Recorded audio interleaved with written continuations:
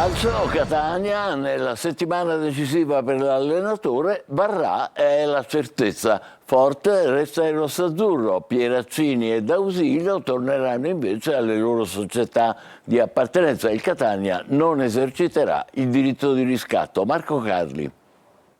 Una certezza, le prime decisioni relative al mercato e la settimana decisiva sul fronte allenatore. Il Catania nei giorni legati ai procedimenti sulle iscrizioni ha la certezza ormai nota da tempo relativa al direttore sportivo, con l'accordo già definito 2 anni di contratto con Barrà che ufficialmente da inizio stagione, cioè dal 1 luglio, ricoprirà il ruolo. Cominciano anche i 3 giorni dedicati ai riscatti. Il Catania ha deciso di non esercitare il diritto di opzione per Pieraccini per questioni di costo e non di gradimento del giocatore. Il difensore classe 2004 farà quindi rientra al Cesena per fine prestito. Stesso discorso vale per D'Ausilio, che ha un contratto fino al giugno 2028 con l'Avellino e valuterà il suo futuro con la società irpina.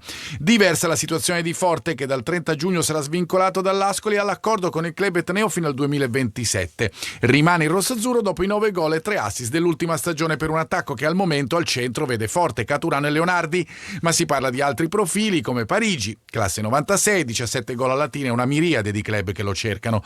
Tanto permanenze, acquisti e cessioni comunque dipenderà dal nuovo allenatore. E qui si entra nella settimana decisiva. Il favorito è, e si rischia di dire era, se i tempi si allungheranno ancora, Caserta, con cui si tentano di definire le condizioni sulla base del progetto e degli accordi che prevedono nella nuova linea della società parti variabili. In più c'è l'Empoli che deve decidere, anche se è improbabile che il tecnico resti in Toscana se non si arriverà alla soluzione. De Giorgio, più di Troise e Diana. Ritorno delle semifinali scudetto della Serie A1 di pallanuoto femminile.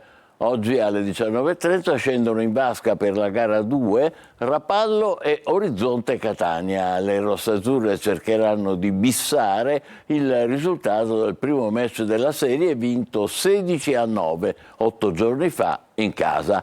La semifinale scudetto si gioca al meglio delle 3 partite. Eventuale gara 3 si disputerebbe sabato 20 giugno alle 19 nella piscina di Nesima. Ci fermiamo qui, grazie per l'attenzione e buon pomeriggio.